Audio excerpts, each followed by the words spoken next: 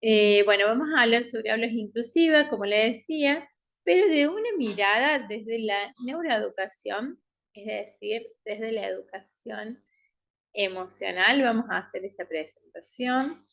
Bueno, les voy a presentar un poquito. Bueno, me voy a presentar. Como les decía, soy Natalia Ceballos Marón, soy doctora en psicología, trabajo con niños, trabajo con adolescentes.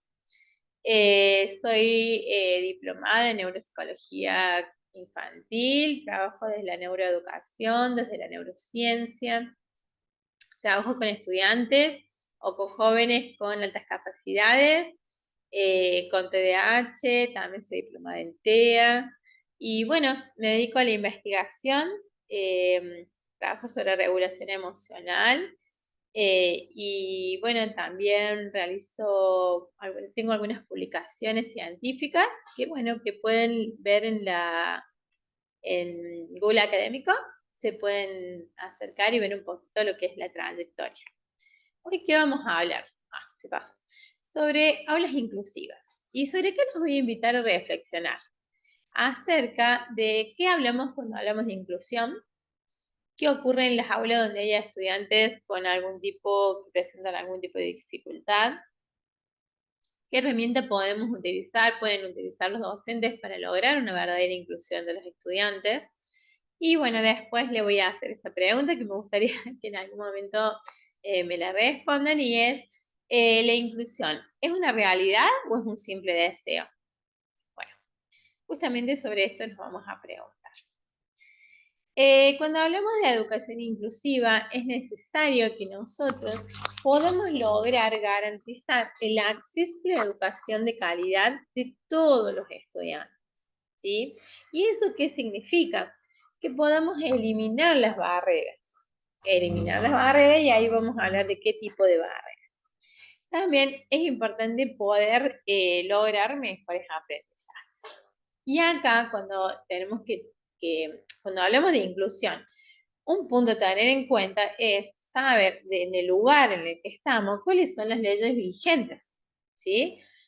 Por ejemplo, en Argentina, ¿cuál es la ley vigente de inclusión?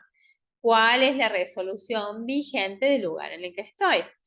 Y tener presente el lugar.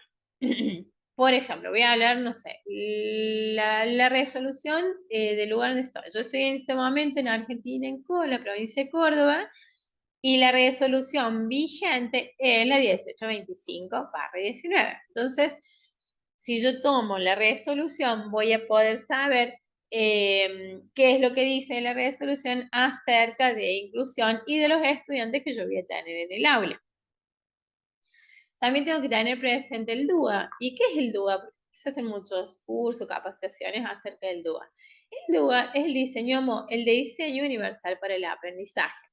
Es decir, acá el DUA nos va a hablar acerca del modelo que tenemos que tener en cuenta a la hora a la hora de ver la diversidad de estudiantes que yo voy a tener en el aula.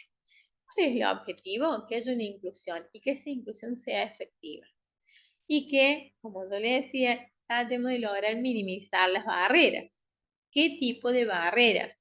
Las barreras físicas, sensoriales, cognitivas, culturales, que pudieran existir en el aula. Yo acá le agregaría también las barreras emocionales. ¿Y de qué manera podemos hacerlo? Favoreciendo la igualdad de oportunidades para cada uno de los estudiantes. Voy a tomarlo que no lo puse, pero acá tenemos que tener presente que cuando hablamos de aulas heterogéneas. Y hasta hace un tiempo atrás, no se hablaba tanto de la heterogeneidad como ahora. Yo escuché muchas oportunidades cuando estamos en los talleres, en los congresos, en las formaciones, que muchos dicen sí, porque ahora las aulas son heterogéneas. Las aulas siempre fueron heterogéneas.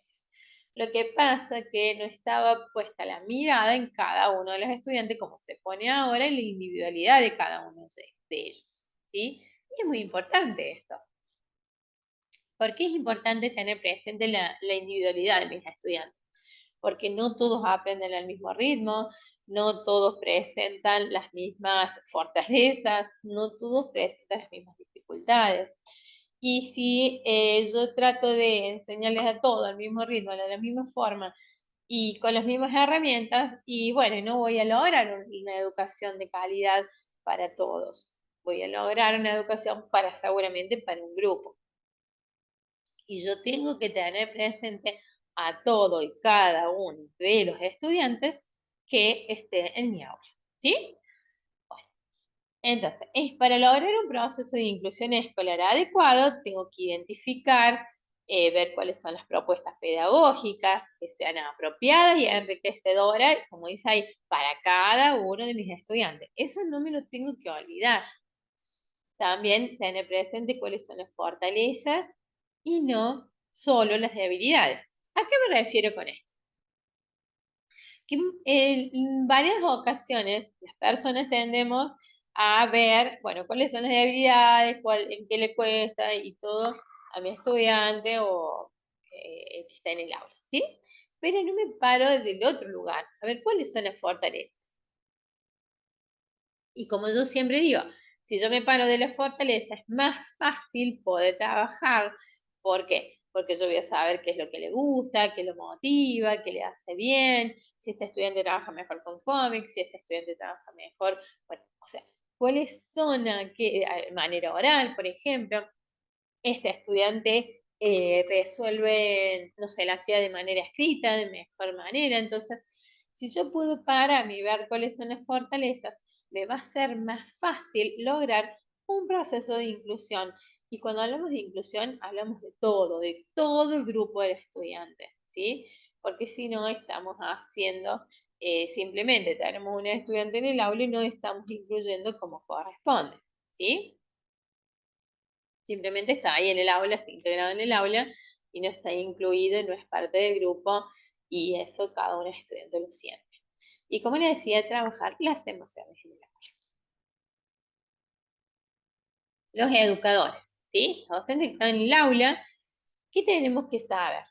Bueno, esto, ver cuáles son todas aquellas propuestas que nosotros tenemos para mis estudiantes, para esos estudiantes, partiendo de la fortaleza de cada uno, para poder sobre las barreras, ¿sí? Poder conocer cuáles son también, cuáles son aquellos estados, perdón, aquellos estados afectivos que tienen los estudiantes en la hora de la construcción del saber. Identificar cómo sienten, cómo se sienten, cómo aprenden, va a lograr que tengan un buen rendimiento académico y una verdadera inclusión escolar. Voy a tomar una frase de Marilyn Roger que, bueno, siempre voy a los congresos y ella es expositora, muy interesante, tiene unos libros muy interesantes sobre aula, sobre educación, y nos dice, aprender a sentir y saber qué hacer con lo que sentimos requiere práctica y requiere entrenamiento, ¿sí? Entonces eso lo tenemos que saber. Poder acompañar a cada uno de mis estudiantes, a cada uno de los estudiantes a no solamente en lo que es el aprendizaje en sí mismo, sino también en el reconocimiento de aquellas emociones que van a permitir un mejor aprendizaje, un aprendizaje más significativo. Y aquí vamos a hablar de herramientas. Tener presente a la hora de inclusión, a la hora de saber o de hablar de inclusión, hacer, hacer y crear espacios de reflexión personal. Es decir, no quedarme con, bueno, yo no puedo, yo de eso no sé, saber, bueno, cuáles son las barreras que tiene este estudiante y decir, no, yo no puedo, yo no sé, o yo no estudié, no me capacité. No, decir, bueno, qué bueno que tengo esta posibilidad en este momento de poder crecer, de poder aprender, de tener una motivación para poder formarme, por ejemplo, en esta área.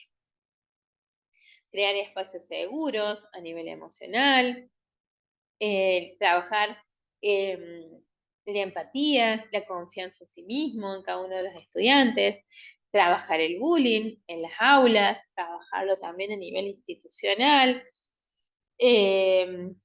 ¿sí? Poder ver el error como parte del aprendizaje y enseñárselos a ellos, que bueno, que están aprendiendo, que también es prueba-error, también darme la oportunidad de decir, bueno, en esto no funcionó, bueno, voy a probar esto otro, o sea, ir probando con el estudiante para que pueda sentirse mejor y para que su aprendizaje resulte significativo, resulte de calidad para él. Ya les hablé de las fortalezas y realizar todos aquellos ajustes razonables que al estudiante le den la posibilidad de que el aprendizaje, que el saber, le resulte como nuevos desafíos, se le presente como nuevos desafíos. No ponerle una meta, no ponerle un límite, no ser yo el que termine siendo o poniendo las barreras al estudiante, sino decir, bueno, ver cuáles eran aquellas posibilidades, aquellos nuevos desafíos para que puedan lograr el aprendizaje. Y como les decía, crear entornos emocionalmente cálidos, amables, respetuosos, porque si no, va a ser muy difícil que yo pueda trabajar las emociones en el aula, que pueda trabajar una verdadera inclusión y el estudiante terminará estando en el aula sin ser incluido, ¿sí? Por eso es necesario que lo pueda trabajar, que lo trabaje conmigo y que lo trabaje con el resto. Aquí les doy algunas herramientas, ¿no? Pero sí están a nivel general. Trabajar con libros, con textos, con videos, con audiolibros, trabajar con juegos, trabajar con actividades que resulten atractivas, motivadores. Siempre cuando yo despierto, por ejemplo, la sorpresa en el aula, ese aprendizaje va a ser más significativo. Bueno, trabajar con distintos materiales, siempre no quedarme con lo mismo, sino poder ir variando, poder ir cambiando, poder adaptarlos al grupo, me va a resultar como una buena herramienta a la hora de pensar en una verdadera inclusión. Bueno, como les decía, la presentación es corta. Si ustedes quieren trabajar algún tema, les interesa algún tema especial o tener herramientas para trabajar alguna dificultad especial, por ejemplo, no sé, si quieren trabajar trastornos de aprendizaje o TDAH, cómo afecta en el aula, cómo puedo yo tener algunas herramientas para hacerlo, me pueden consultar de manera particular, ¿sí? Así me cuentan de qué se trata y yo los puedo ir acompañando. Como les decía, trabajo en las redes, tengo algunas redes también las que pueden acceder, hay algunos congresos grabados también en YouTube y bueno, y en las otras redes donde pueden contar y conversar qué temas les gustaría tratar.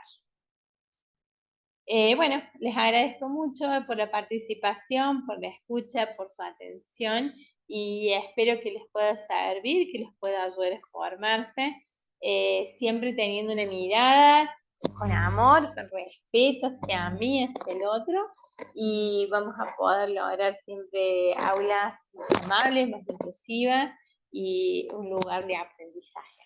¿Sí? Muchísimas gracias.